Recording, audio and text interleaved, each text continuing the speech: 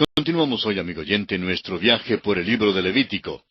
Siguiendo adelante con nuestro estudio del capítulo 11 de este libro, comenzamos a considerar en nuestro programa anterior el reglamento con respecto a las criaturas limpias e inmundas en las aguas, dentro del tema central de este capítulo, que es el alimento del pueblo de Dios. Y decíamos que para ser limpios, los peces tenían que ser caracterizados por dos marcas visibles, esto es, las aletas y las escamas. Este reglamento se aplicaba tanto a los peces de agua salada como a los de agua dulce. Pero era prohibido comer las criaturas que caminaban o se arrastraban en las aguas, lo cual eliminaba un gran segmento de las criaturas marinas. Notamos también que ningún ejemplo específico se daba en esta porción de peces limpios o inmundos, probablemente porque la distinción es bien definida. El pueblo de Israel dependía para su alimentación de la provisión de los peces del mar Mediterráneo, del mar de Galilea y del río Jordán, ya que el pescado era muy importante en su dieta. El pescado era tan importante que una de las puertas en el muro que rodeaba a Jerusalén se llamaba la Puerta del Pescado, pues era por allí que se traía la pesca del Mediterráneo. Es interesante notar que esto causó un problema en los tiempos del profeta Nehemías, cuando los pescadores traían sus pescados y otras mercaderías para venderlas en el día de reposo. Esta actividad constituía una violación del día de reposo. Usted puede leer esto en el capítulo 13 de su profecía, versículos 16 al 22. Ahora, la importancia de la pesca en el ministerio terrenal del Señor Jesucristo es algo muy conocido por cualquier estudiante del Nuevo Testamento. Los primeros discípulos que Él llamó eran pescadores, a quienes dijo que llegarían a ser pescadores de hombres. En una de sus parábolas que encontramos en el capítulo 13 del Evangelio según San Mateo, versículos 47 al 50, el Señor Jesucristo comparó al reino de los cielos con una red que recoge lo bueno y lo malo. Ahora, ¿cuál sería el método usado para determinar lo bueno y lo malo? No se basaría en si los peces eran grandes o pequeños, sino según la clasificación de la ley levítica. Solamente un pez que tenía aletas y escamas era limpio o bueno. No era suficiente tener solamente una de esas características. Tenía que tener ambas características. Ahora, ¿cómo se asemeja esto al juicio entre los perversos y los justos? Bueno, las aletas representan al creyente que es propulsado o impelido por el Espíritu Santo, y las escamas al que está revestido de la justicia de Cristo. Estas son las dos marcas de identificación del verdadero creyente que ha sido limpiado por la sangre de Cristo y está viviendo una vida realmente cristiana. Y llegamos ahora al siguiente aspecto que vamos a considerar dentro del tema el alimento del pueblo de Dios, capítulo 11 de Levítico, y es el reglamento con respecto a las criaturas limpias e inmundas que vuelan. Leamos los versículos 13 al 19 de este capítulo 11 de Levítico. Y de las aves, éstas tendréis en abominación.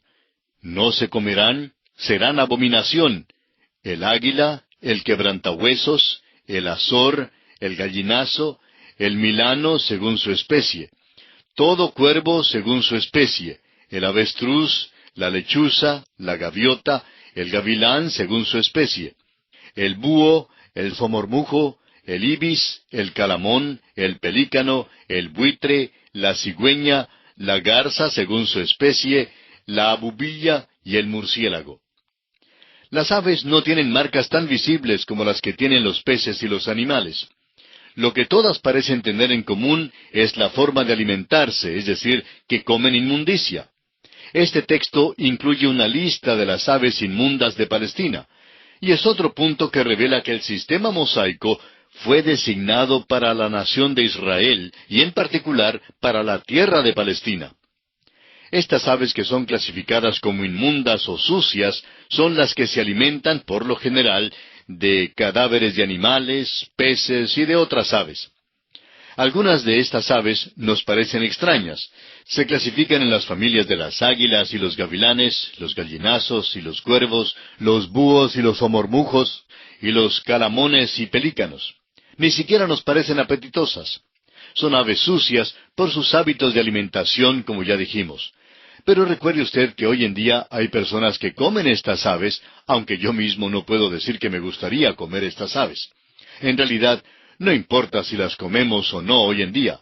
El comer o no comer su carne no nos encomendará a Dios, como hemos dicho antes. El punto es que aquí se le estaba enseñando a Israel a hacer cierta distinción, y eso es lo importante. Tenían que hacer una decisión en cuanto a lo que fuese limpio e inmundo. La lección para nosotros hoy en día es que debemos hacer decisiones en cuanto a nuestra conducta y nuestra profesión. Tuvimos que hacer una decisión en cuanto a si aceptábamos a Cristo o no lo hacíamos, en cuanto al estudiar la palabra de Dios o no hacerlo, en cuanto al caminar de una manera que le agrada a Dios o no hacerlo. Y esta es la lección para nosotros hoy en día. Esta sección nos da luz en cuanto a la experiencia de Elías. Los cuervos, que eran aves inmundas, le trajeron su comida. Ahora notemos que Elías no se comió los cuervos, sino que éstos le dieron de comer a él. Ahora pasamos a considerar el reglamento con respecto a las criaturas limpias e inmundas que andan sobre 4 patas sobre la tierra. Leamos del capítulo 11 de Levítico los versículos 20 al 23. Todo insecto alado que anduviere sobre 4 patas tendréis en abominación. Pero esto comeréis de todo insecto alado que anda sobre 4 patas, que tuviere piernas además de sus patas, para saltar con ellas sobre la tierra. Estos comeréis de ellos: la langosta según su especie, el langostín según su especie, el argol según su especie, y el agab según su especie. Todo insecto alado que tenga 4 patas tendréis en abominación. Bueno, en cuanto a mí se refiere, estaría muy contento si se excluyera todos estos insectos del menú. Sin embargo, debemos notar que algunos eran limpios. Aparentemente los declarados limpios son 4 especies de langostas.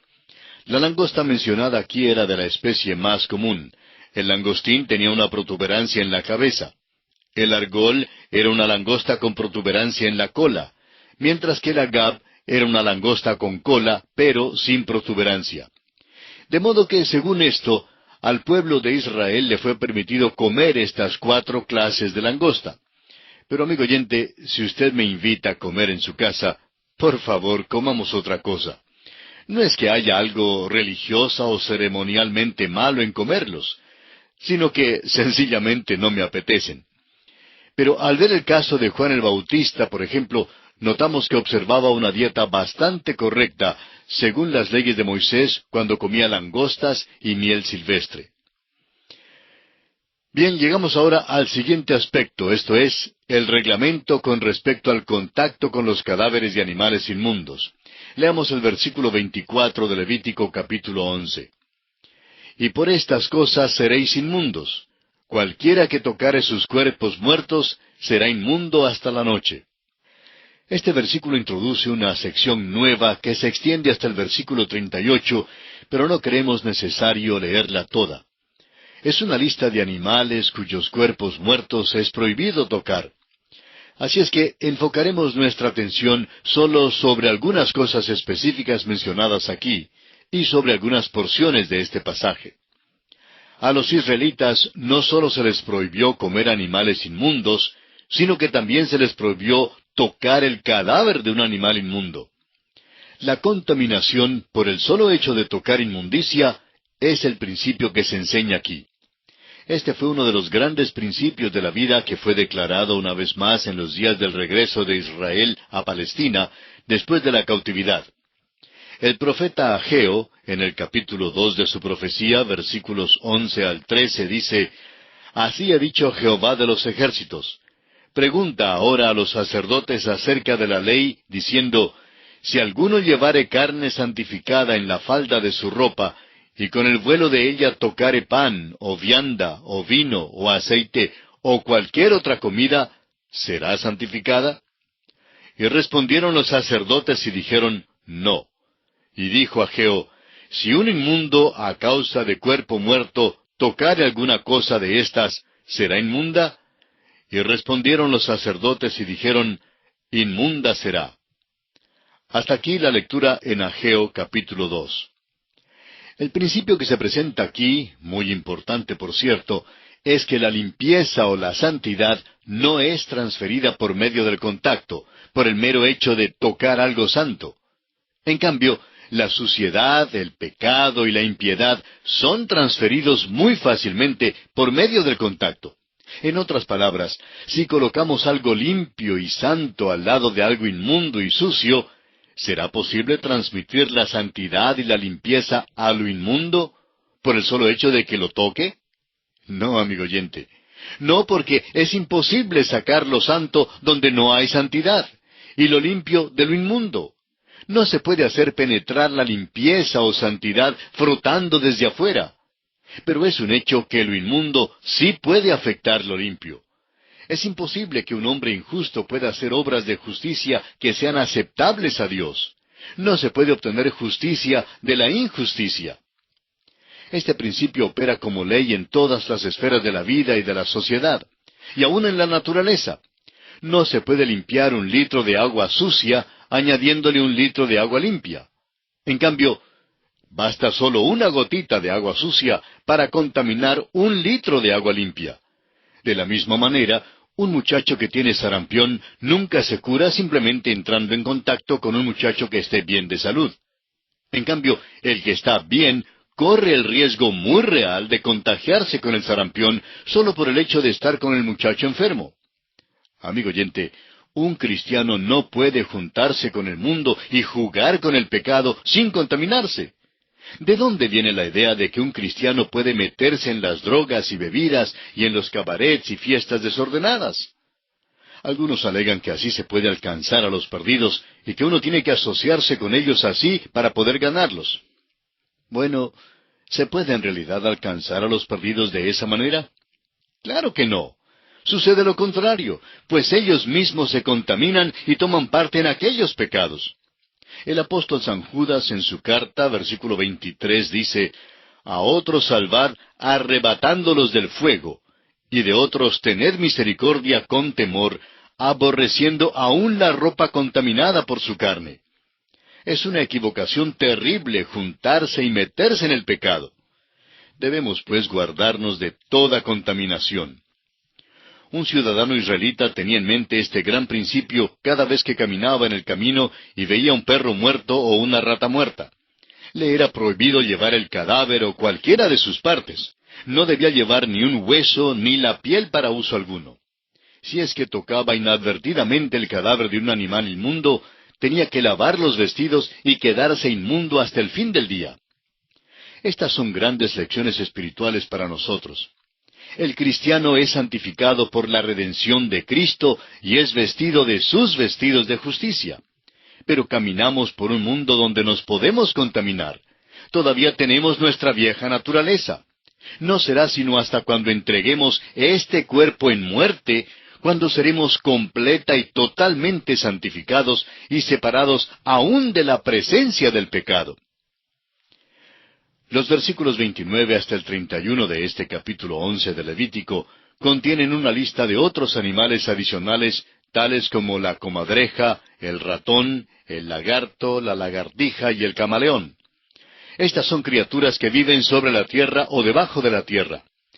Deben haber sido bastante comunes, sin embargo, el israelita tenía que evitar todo contacto con sus cuerpos muertos. El cadáver de un camaleón podría contaminarle tanto como lo podría hacer el cadáver de un elefante. De modo que constantemente tenía que recordar que vivía en un mundo de criaturas caídas y que los pecados pequeños son tan atroces ante Dios como lo son los que creemos grandes.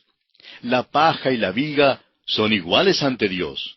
Los pecados pequeños no dejan de ser pecados y deben ser también evitados.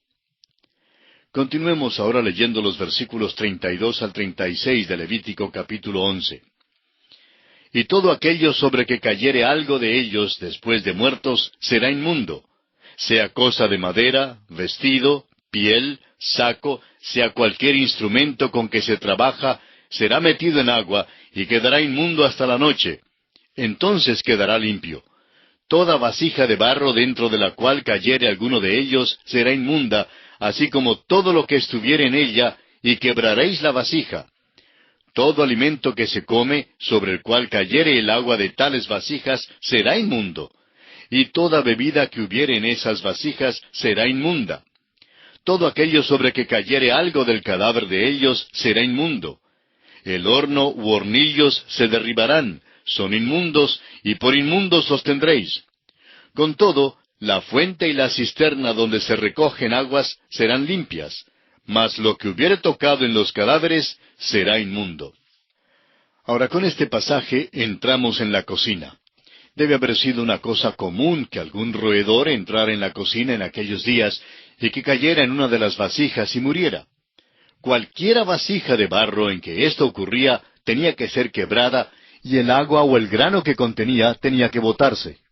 Una vasija de bronce tenía que ser restregada hasta quedar completamente limpia. Amigo oyente, es que aquí Dios le está enseñando a su pueblo la necesidad de la limpieza en la preparación de las comidas. Y al mismo tiempo les estaba enseñando una lección en cuanto a la santidad. Cada vasija era santa ante Dios y todo tenía que permanecer limpio. En el sistema mosaico, la limpieza era lo más importante después de la santidad, y esto tenía que aplicarse aún a los detalles más pequeños en las situaciones cotidianas. Dios guardó a su pueblo de toda contaminación y corrupción. Y aquí nos detenemos, amigo oyente, por esta ocasión.